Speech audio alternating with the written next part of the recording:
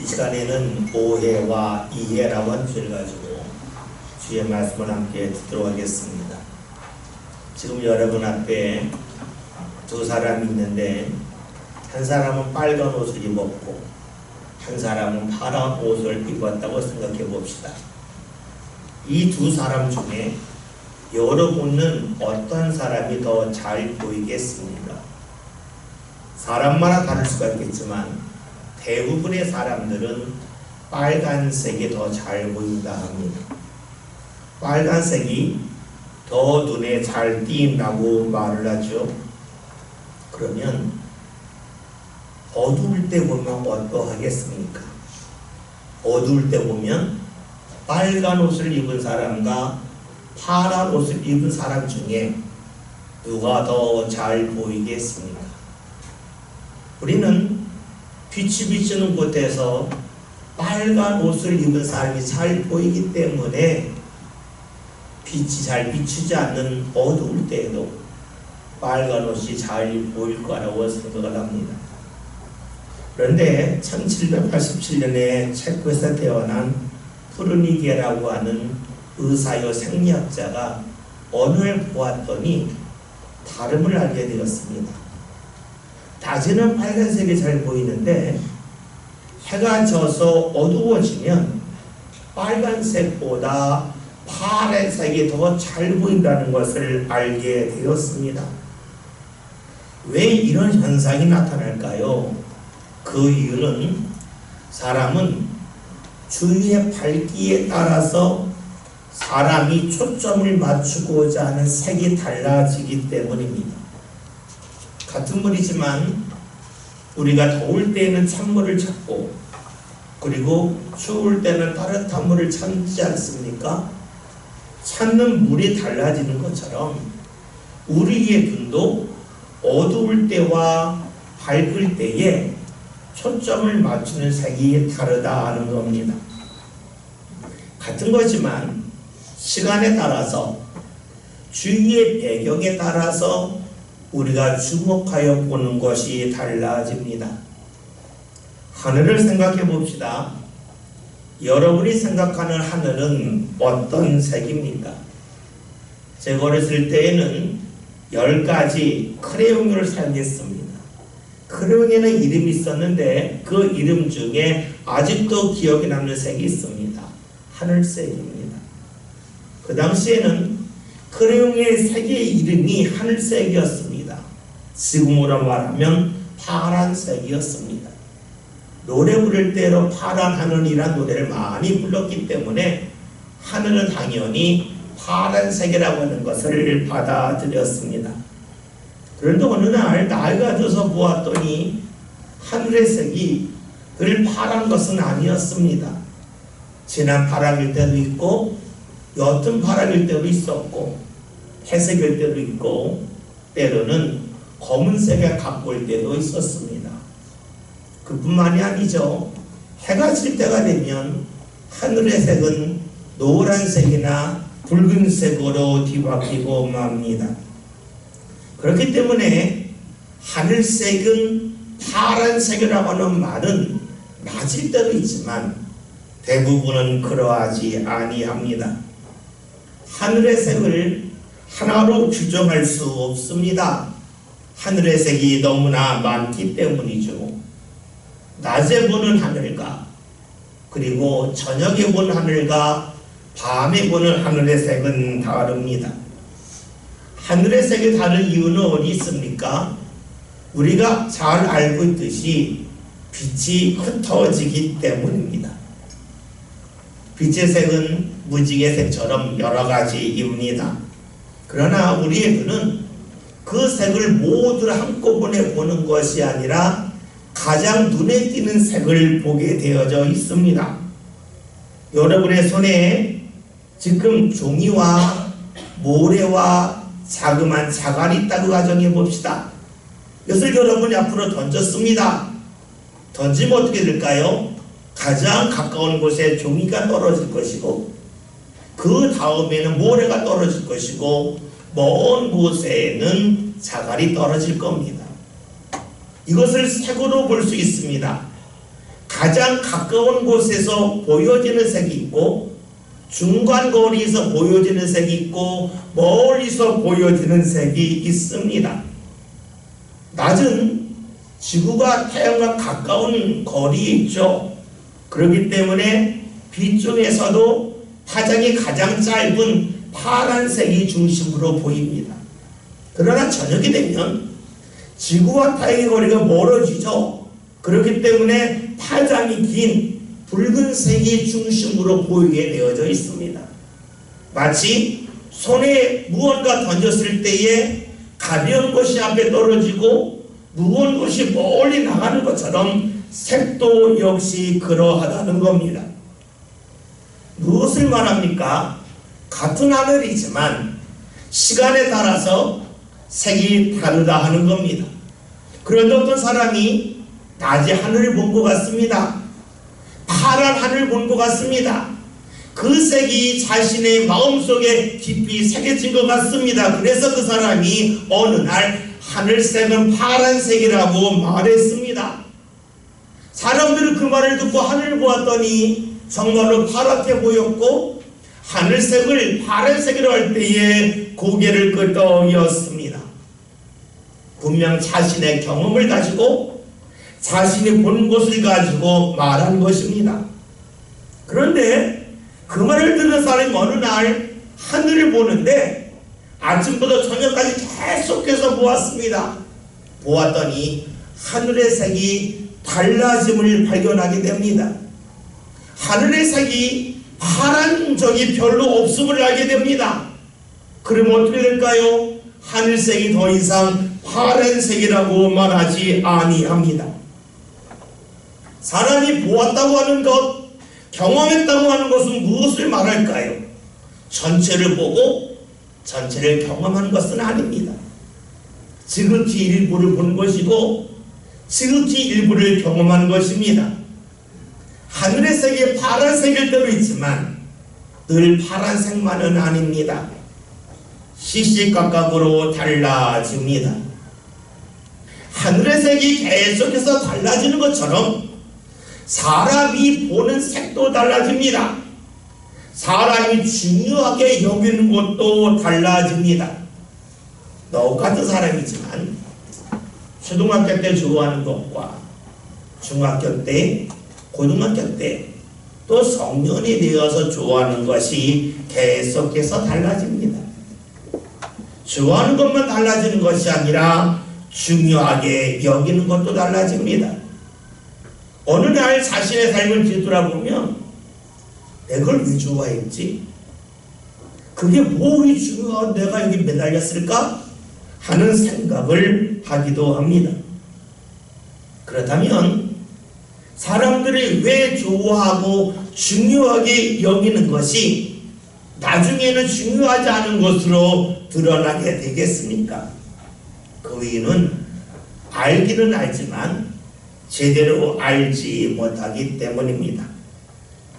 우리는 제대로 알지 못하는 것을 오해라고 말합니다. 오해는 말 그대로 그릇되게 해석하는 겁니다. 전혀 모르면 해석하지 않습니다. 오해하지 않습니다. 아주 조금 알면 아는 척하지 않습니다. 해석하지 않습니다. 오해하지 않습니다. 그러나 자신이 어느 정도 안다고 여기면 해석을 하기 시작합니다. 그런데 조금 아는 것을 마치 다 아는 것처럼 여기며 해석을 합니다. 그래서 사람들이 오해를 합니다. 문제는 자신이 어느 정도 알고 해석을 한 것이 잘못된 해석, 오해임을 본인이 모른다는 데 있습니다. 일부를 알면서도 마치 전부를 아는 것처럼 여긴다는 것이죠. 그러면 우리가 언제 오해에서 벗어날 수 있겠습니까? 앞에서 언급한 말씀대로 한다면 언제 우리가 하늘색이 파란색이 아님을 말할 수 있겠습니까? 하늘을 계속해서 볼 때입니다. 그러면 색이 달라짐을 합니다. 그런데 볼 때에 생각 없이 보면 자신이 뭘 받는지 기억을 못합니다.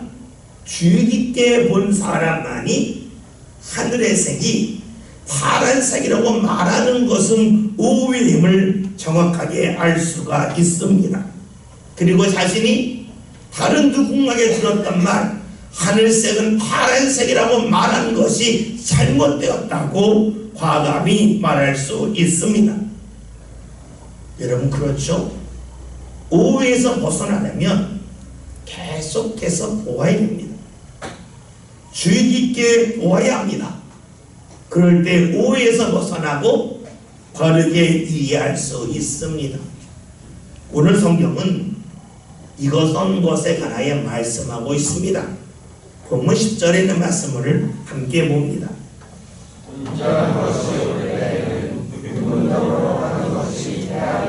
아멘. 말씀을 보았더니 온전한 것이 올 때에는, 전체를 알았을 때에는 부분적으로 알았을 때에 내세웠던 주장을 더 이상 하지 않는다. 그것을 폐한다고 말씀하고 있습니다. 누군가 하늘색은 파란색이라고 말했을 때에 그것을 받아들였지만, 하늘을 계속해서 바라보면서 하늘의 색이 시시각각으로 달라지는 것을 정확하게 관찰하고 기록한 사람은 더 이상 하늘색은 파란색이라고 말하지 아니합니다. 고린도전서는 오늘 우리가 읽은 말씀의 내용 중에 있죠. 바로 바울이 기록하는 겁니다. 바울은 지금 온전한 것이 오면 부분적으로 알았던 것을 폐한다 라고 말합니다. 이것은 그의 삶의 고백입니다. 우리가 알고 있듯이 바울은 청년 때에 예수님을 열심히 전한 사람이 아닙니다. 그 반대편에서 예수님을 믿는 사람들을 박해하고 죽이는 데 앞장섰던 사람이죠. 사도행전 6장과 7장을 보면 기독교 역사의 최초의 순교자인 스데반이 나옵니다. 그 스데반이 죽을 때에 가장 앞장섰던 인물이 바로 바울입니다. 왜 그가 스데반을 죽였을까요? 그가 생각할 때에 예수님이 죽었다 살아났다고 사람들이 주장하는데 그것은 도저히 받아들일 수 없는 일이었기 때문입니다. 그것을 믿는 사람들은 하나님을 잘못 믿는 사람이라고 여겼습니다. 그러니까 그런 사람들의 주장이 널리 퍼진다고 하는 것은 하나님의 이름을 모독하는 거라고 여겼고, 그러기에 예수님을 믿는 사람을 죽이는데 앞장섰습니다. 그런 바울이 사도행전 9장에 있는 말씀을 보면 멀리 떨어진 다메섹까지 가서 예수를 믿는 사람을 박해하려 했습니다. 그 도론 중에 바울은 한낮 정오에 자신에게 강력한 빛이 비침을 봅니다. 가장 뜨거운 태양빛보다 더 강렬한 빛이 그에게 임합니다. 그래서 그는 말에서 떨어집니다. 그리고 눈이 멀죠. 그러는 가운데 말씀을 듣게 됩니다. 예수님의 말씀을 듣게 됩니다. 그 순간에 그는 알게 되었습니다. 내가 지금까지 다른 사람의 말을 듣고 예수가 알았던 것은 제대로 한 것이 아니다. 부분적으로 알았다는 것을 알게 되죠. 예수를 만났더니 자신이 지금까지 알았던 것은 오해였음을 알게 됩니다. 예수님은 정말로 죽었다가 다시 살아나신 분, 부활하신 분임을 그는 믿게 되죠. 그리고 그분이 지금도 말씀하시는 분, 하나님과 같은 분이라고 하는 것을 알게 되었습니다. 다른 사람의 말을 통해서 예수님을 알았던 바울이 예수님을 만나고 났더니 과거에로부터 들어왔던 이야기들이 잘못된 것임을 알게 됩니다. 그리고 그 말에 따라 살았던 자신이 예수님을 오해했음을 알게 됩니다. 예수님을 만났더니 예수님에 대한 오해가 풀렸습니다. 그러니까 그가 삶의 길을 달리하죠. 삶의 걸어온 길, 궤적을 달리합니다. 그래서 오늘 말씀 10절에 있는 말씀처럼 온전한 것이 오면 부분적으로 알고 행하던 것을 패한다, 버린다고 그가 주장을 합니다. 바울은 예수님을 제대로 알지 못했을 때 오해합니다. 예수님을 만난 후에는 그 오해가 풀립니다. 그러면 여러분, 예수님을 한번 만나면 모든 오해가 풀리겠습니까? 예수님을 완전히 다 알겠습니까? 바울은 이렇게 고백을 합니다. 11절에 있는 말씀을 함께 봅니다. 내가 어렸을 때에는 아는 것이 어린아이와 같고 깨달은 것이 어린아이와 같고 생각하는 것이 어린아이와 같다가 장성한 사람이 되어서는 어린아이의 일을 버렸노라. 아멘. 여러분, 어렸을 때는 말하는 것도, 누군가의 말을 듣고 깨닫는 것도, 생각하는 것도 어린아이 수준입니다. 근데 바울이 이런 말을 하는 것은 육체적으로 어렸을 때만 말하는 것은 아닙니다. 즉 몸의 상태만을 말하는 것이 아니죠. 사람의 마음과 생각도, 신앙력도 역시 그러하다는 겁니다. 많은 이들이 하나님을 믿는다고 하지만 삶의 중심에 하나님을 두는 사람은 그다지 많지가 않습니다. 왜 그럴까요? 주위에서 들리는 소리가 너무나 크기 때문입니다. 오늘 우리 시대에 가장 많이 들리는 말이 무엇입니까? 돈이 많아야 행복할 수 있다는 겁니다.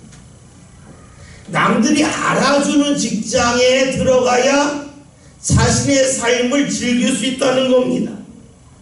자신의 자녀들에게 좋은 학원을 보내고 많이 투자해야 자신의 자녀의 앞길이 열리고 행복할 거라고 여깁니다. 이런 말을 하는 사람이 너무나 많고, 많은 사람들이 그런 말을 하니까 그런 말이 옳은 것처럼 보입니다. 그래서 살아가면서 하나님을 믿는다고 하지만 하나님을 믿고 따르기보다는 주위 사람들의 말에 귀를 기울이며 우리가 살아갈 때가 상당히 많습니다. 그런데 여러분, 이런 모습은 제가 어렸을 때에 하늘의 색이 파랗다고 말하는 것을 듣고 하늘은 파란색이라고 여기며 고개를 끄덕인 것과 그게 다르지 아니합니다. 크레용이 보면 색의 이름이 써져 있는데 하늘색으로 써져 있었고, 선생님도 크레용 갖고 칠할 때로 하늘색을 칠하라고 말했습니다. 파란색이 하늘색이라고 말할 때에 그 누구를 틀렸다고 말하지 않았습니다. 당연하다고 여겼습니다. 그런데 사람들의 교육이 점점점 삶 가운데 쌓여가고 또 과학이 발달하면서 사람들이 정확하게 알게 되죠. 하늘색은 파란색만이 아닙니다. 그러니 하늘색은 파란색이라고 가르치는 것은 옳지 않습니다 하는 것을 나중에 알게 됩니다. 많은 사람들이 말을 하죠. 돈이 있어야 행복하고 자녀들에게 좋은 학원을 보내야 자녀들의 앞길이 열린다고 말합니다. 여러분, 그 말이 옳습니까? 틀립니까? 그 말은 일부에게만 옳습니다. 여러분, 하늘색이 파란색이라고 할 때에 그 말이 늘 틀린 것은 아닙니다. 하늘이 파란색일 때도 있습니다. 그러나 회색일 때도 있고 붉은색일 때도 있습니다. 그러니까 하늘색이 파란색이라고 하는 것은 전적으로 틀린 말은 아니지만 일부만 옳은 말이라고 할 수가 있겠죠. 돈이 있어야 행복하다고 하는 말은 일부에게는 맞는 말입니다. 그러나 모두에게 맞는 말은 아닙니다. 왜냐하면 돈이 있어도 행복하지 못한 사람이 있습니다. 넉넉하지 않음에도 불구하고 행복한 사람이 있습니다. 따라서 돈이 넉넉하게 행복하다고 하는 말은 하늘색은 파란색이라고 하는 주장과 크게 다르지 아니합니다. 하나님을 믿지만 어린아이 상태에 있는 사람이 있습니다. 왜 그럴까요? 하나님을 제대로 경험하지 못해서 다른 사람들의 말에 흔들리기 때문입니다. 오늘 성경은 말씀합니다. 신앙이 어린아이 같을 때에는 말하는 것이, 깨닫는 것이, 생각하는 것이 어린아이와 같다고 말합니다. 즉 믿음이 있다고 하지만 믿지 않는 사람들과 말하는 것이나 그리고 깨닫는 것이나 생각하는 것이 거의 같다는 겁니다. 그래서 오늘 말씀처럼 장성한 사람이 되면 어렸을 때에 지녔던 모든 것을 버린다라고 말씀하고 있죠. 믿지 않는 사람들의 주장은 한 말이 이렇습니다.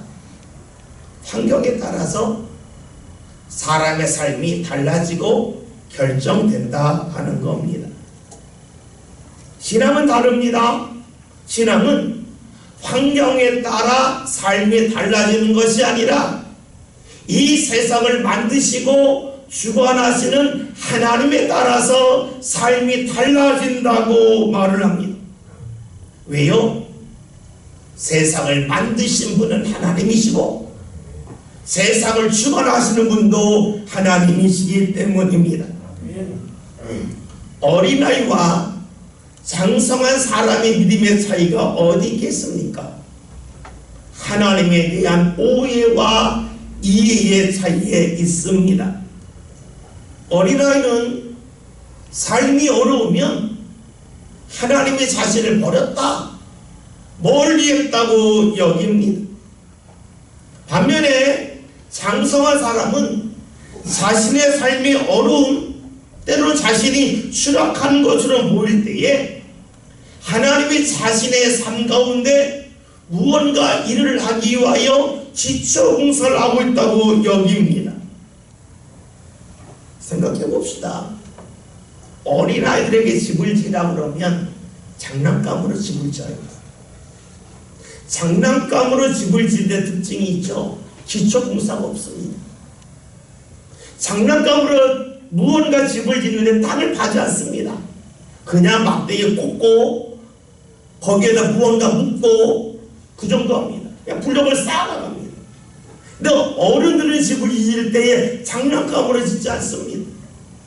장난감으로 짓지 않기 때문에 어른들은 집을 짓을 때에 반드시 기초공사를 합니다. 땅을 팝니다. 밑으로 내려갑니다. 밑으로 내려가면 기초공사할 때에 내가 헛된 시간 보낸다고 여기지 않습니다. 가장 중요한 시간을 보낸다고 여깁니다. 왜 그럴까요? 진짜 집을 짓기 때문입니다. 어린이들은 장난감으로 짓습니다. 가짜 집을 짓습니다. 기초공사하지 않습니다. 밑으로 파고 내려가지 않습니다. 그러나 어른들은 진짜 집을 짓습니다. 자그마한 집이 아니라 큰 집을 짓습니다. 그래서 기초공사를 합니다. 땅으로 내려 들어갑니다. 어린아이 특징은 기다리지 못합니다. 집을 지을 때에 빨리 지어야 됩니다. 그러니까 장난감으로 짓고 기초공사를 하지 아니하죠. 그래서 땅을 파는 일이 있다면, 밑으로 떨어지는 일이 있다면 그것은 하나님의 자신을 멀리 했다고 여깁니다. 하나님을 오해합니다. 장성한 믿음의 사람은 하나님을 오해하지 않습니다. 하나님을 믿습니다.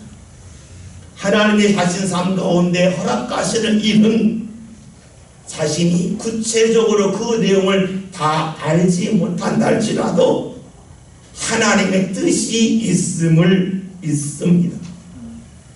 하나님께서 이 일이 필요하기 때문에 나에게 이런 일을 겪게 하셨고 이런 과정을 밟게 하신다고 이해합니다. 결코 오해하지 아니합니다. 우리가 알고 있듯이 예수님은 한 번도 하나님을 오해하지 아니하셨습니다. 예수님이 십자가를 지려 하실 때에 그 일이 고통스러움을 하셨고 그에서 피하기를 원하셨습니다. 그러나 그 길을 걸어가십니다. 왜냐? 하나님이 꼭 필요한 길이라고 예수님에게 알려주셨기 때문입니다. 힘든 길이 할지라도 꼭 필요한 길이라고 여긴다면 그 길을 걸어가신 분이 바로 예수님이십니다. 바울은 하나님의 선한 인도하심을 믿었습니다. 그 결과 어떻게 살아갑니까? 어려움도 하나님이 허락하실 때에는 필요하기 때문이라고 하는 믿음을 갖습니다. 이렇게 할 수 있었던 이유가 무엇일까요? 12절을 함께 봅니다. 우리가 지금은 거울로 보는 것 같이 미하나 그때에는 얼굴과 얼굴을 위하여 볼 것이요 지금은 내가 부분적으로 하나 그때에는 주께서 나를 하신 것 같이 내가 온전히 알리라. 아멘. 바울의 고백은 지금 자신이 보는 것은 거울을 보는 것처럼 희미하다 합니다. 바울 시대의 거울은 유리거울이 아닌 청동거울입니다. 보이긴 보이지만 선명하게 보이지 않습니다. 그러기에 거울 속에 보여지는 모습이 온전한 모습이 아님을 알았습니다. 바울이 이런 고백을 한 것은 자신이 세상을 보는 것은 제대로 보지 못한다고 하는 그런 마음이 있기 때문입니다. 자신이 무언가 볼 때 옳은 것 같고 무언가 볼 때 틀린 것 같지만 그것이 정확하지는 않다 하는 겁니다. 그래서 자신이 보고 판단하는 것은 희미한 거울을 보는 것처럼 잘못 볼 가능성이 높다는 겁니다.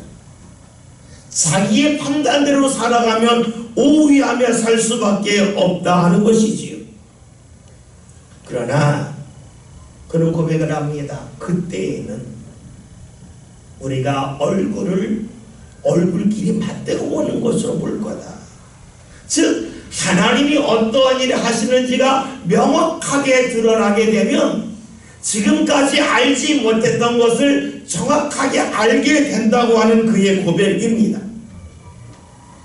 생각해 봅시다. 예수님이 십자가에 달리셨을 때에 모든 제자들이 도망을 갑니다. 이 도망가는 제자를 향하여 너 그럴 수 있냐? 말한 사람이 있겠습니까?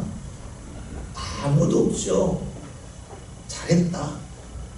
너 거기 있으면 죽는데 뭐라고 그냥 빨리 도망가게 잘했다 라고 했을 겁니다. 만약에 가족들이 주위에 있다 그러면 박수치며 환영했을 겁니다. 당신 정말로 잘했어. 예수님 죽었는데 이제 뒤돌아서야지. 뭐하러 예수님의 미련을 가져 하면서 박수치며 좋아하지 않았겠습니까? 그런데 여러분, 예수님이 죽었다가 3일 만에 다시 살아나셨습니다. 그럴 줄 아무도 몰랐죠. 예수님이 다시 살아나신 후에 제자들이 자신이 한 행동에 대하여 어떻게 여겼겠습니까? 당연하다고 옳은 일이라고 며칠 전까지 주장했던 그것이 크게 부끄러웠을 겁니다. 창피했을 겁니다. 왜 그랬겠습니까? 예수님의 십자가의 죽음이 끝인 줄 알았는데 그것이 끝이 아니었기 때문입니다. 자신들이 본 게 정확하고 자신들이 보고 해석한 것이 맞았다고 여겼는데 3일 지난 후에 자신들의 해석이 완전히 잘못되었다는 것이 분명히 드러났기 때문입니다. 무엇을 말합니까? 그때 본 것은 정확하게 본 게 아니라는 겁니다. 예수님이 십자가에 달리셨을 때 도망간 것은 오늘 말씀대로 하면 거울을 보는 것처럼 희미하게 보았다는 겁니다. 예수님 부활하신 후에 제자들은 하나님의 역사가 십자가에서 끝나지 아니함을 알게 됩니다. 하나님의 뜻이 온전히 드러나게 됨을 압니다. 오늘 12절의 말씀이 그런 말씀입니다. 지금은 부분적으로 알지만 하나님께서 우리에게 무언가 보이는 그때가 되면 모든 것을 알게 된다는 겁니다.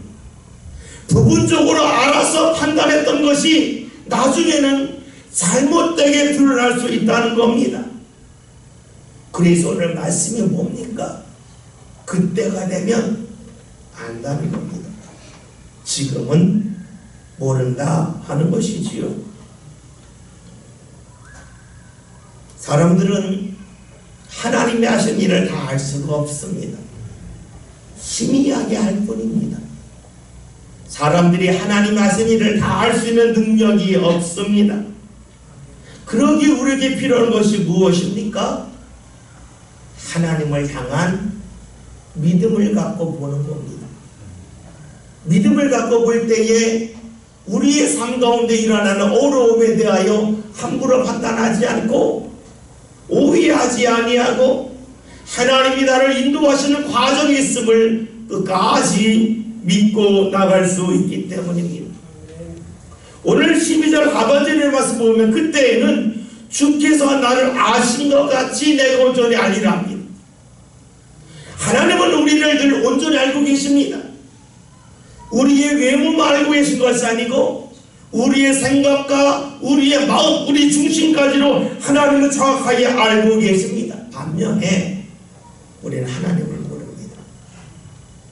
하나님이 나를 어떻게 인도하시는지 모릅니다.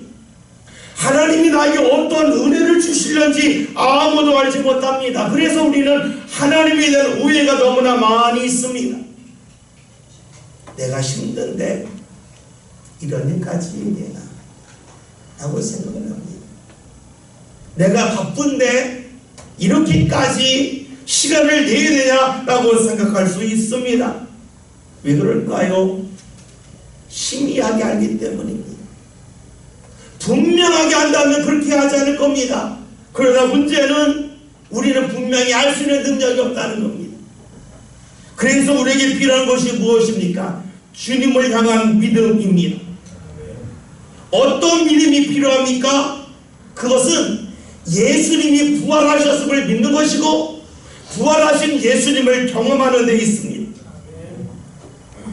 부활은 사람이 생각할 수 없는 일입니다. 그런데 예수님에게 그런 일이 일어났습니다. 그리고 그 부활하신 예수님을 바울이 만나면서 그의 삶이 완전히 달라졌습니다. 예수님이 이 세상에 계실 때에 부활하신 예수님을 만난 것이 아니라 예수님이 이 세상에 계시다가 승천하신 후에 부활하신 예수님을 만났습니다. 이것은 무엇을 말합니까? 우리가 바울과 다르지 않다는 겁니다. 부활하신 예수님이 이 세상에 계실 때가 아니라 하늘에 오르셨을 때에 바울이 예수님을 만났다면 오늘 우리들도 그렇게 만날 수 있다는 것이지요. 부활하신 예수님을 만날 때에 어떤 일이 일어나겠습니까? 하나님에 대하여 오해하지 않습니다. 하나님을 믿기 때문에 어떻게 해서든지 하나님의 인도하심을 바라보는 눈으로 삶을 바라봅니다. 하나님의 인도함에 대하여 이해하려고 합니다. 그래도 우리에게 필요한 것이 부활하신 예수님을 만나는 겁니다. 여러분, 만남이 어떻게 이루어집니까? 가만히 있는데 만나집니까? 만나려면 내가 움직여야 됩니다. 내가 입을 열어야 됩니다.